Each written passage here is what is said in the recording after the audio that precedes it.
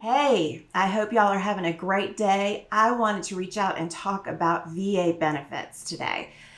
So many of our veterans don't know all of the benefits that they have available to them. And so part of our responsibility is to help them educate themselves and take advantage of everything that is out there because they volunteered to serve for us, and they paid for those benefits with their blood, sweat, and tears. And part of veteran advocacy is making sure that everybody understands what is available to them. So I want to talk just about a few things that I hear all the time that veterans don't know about their benefits.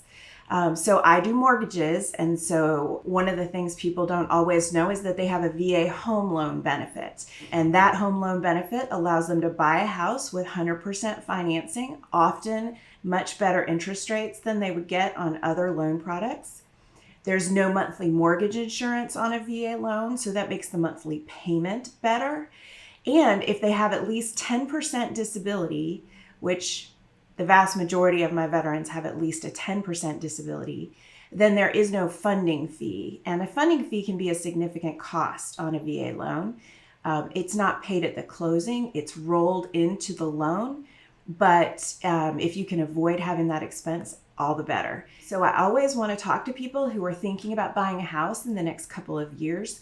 If there's any disability or medical problem that you're having, like most of my veterans have hearing loss or tinnitus with the ringing in the ears, if you have either of those things or whatever other thing, and you just haven't gotten around to filing, you want to make sure you file for your disability benefits before you close on your new home loan. If you file right before you close, then even if it takes 18 months for your disability to get approved, when it is approved, then you will be due back the funding fee that is wrapped into your loan.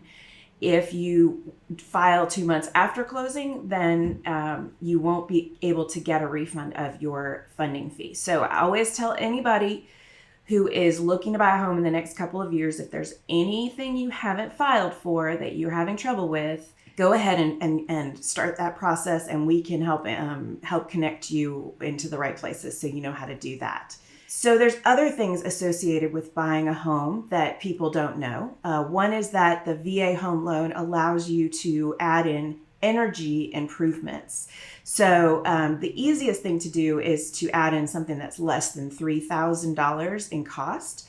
So veterans can roll into the loan $3,000 in items that improve energy efficiency in their new home. So most of the time, they want new appliances in the kitchen. A veteran could potentially roll in $3,000 of new appliances in the kitchen or insulation in the attic.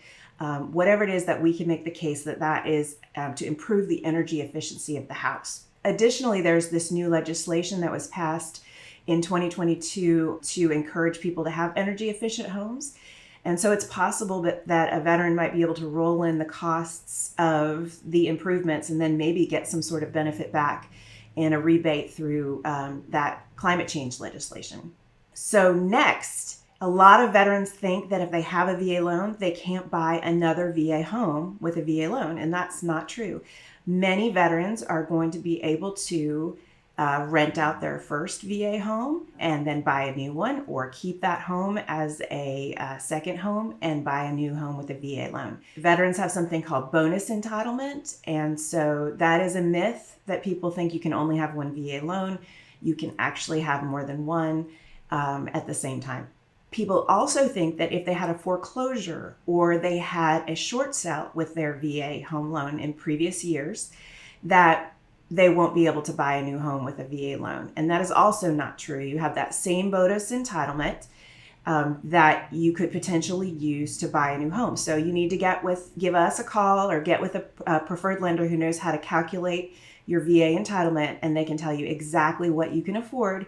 And but don't assume that because 20 years ago you had a short sale on a VA loan, that means you can no longer use your VA home loan benefit. Okay, so one thing that a lot of people don't know is that if a veteran is 100% disabled, In many states, Georgia's one, Texas is one, the veteran who is fully disabled may not have to pay property taxes at all, or may have a very high discounted property tax rate. So that's really great. Like a big part of your monthly payment is that, a few $100s a month or $600 a month in taxes, depending on what state you live in. I have one veteran I talked to today who has a 90% rating, and so she's working on getting to 100% rating for lots of reasons, but one of them is that she has $4,000 a year in property taxes that she can request at the county level that they don't charge her that, and that will dramatically change her monthly payment on her mortgage. So, and then one more benefit that people don't necessarily know about is that fully disabled veterans have the possible opportunity to request that their student loans be paid off by the VA. Usually it's the government ones, not if you have private, that won't count. But you have to actually fill out the paperwork for that to happen. Otherwise, those student loans will sit on your credit. And when you go to buy a house, I have to calculate the student loan in your overall debt ratio. But if you fill out the paperwork to have your student loans paid off, then the VA very possibly will pay off all your VA loans if you qualify for 100% disabled rating.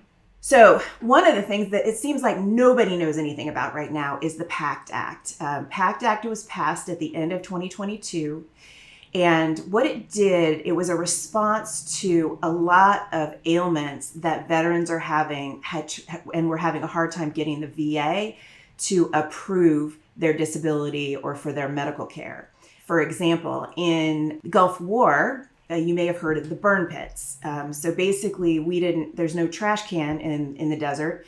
We would dig a big hole in the ground and then put all the trash in there, and fuel and weapons. We wouldn't want to leave anything for anybody to find. And so we burned all kinds of things in these burn pits in the desert. And unfortunately, the vast majority of our Gulf War veterans and were exposed to burn pits. And there's a lot of respiratory problems that have happened as a result, a lot of weird cancers that have happened. So one of the things that the PACT Act did, whether you were a Gulf War veteran or a Vietnam veteran, it was there to make it easier for you to qualify to get your benefits.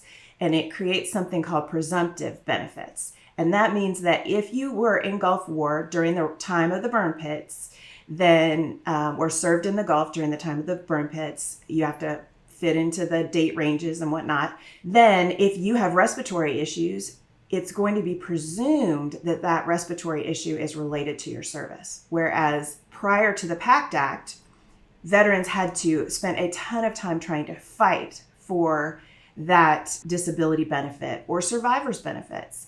Let's say that you are a surviving spouse of a veteran who died from cancer after serving in the Gulf War. At this point, depending on the kind of cancer, it will be presumed that that is service related.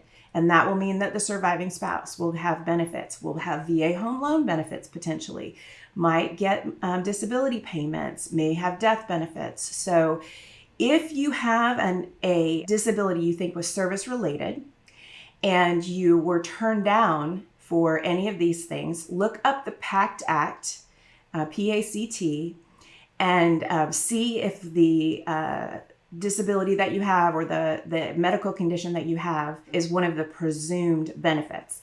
So even if you've been denied before, you want to file a supplemental claim that will have them re-review your situation. So that could be chronic fatigue. One of the ones that I found really interesting was Lou Gehrig's disease. If you are a veteran and you have Lou Gehrig's disease, it is presumed to be a service-related injury. So if you have any presumptive issues, I'll run some of them. Here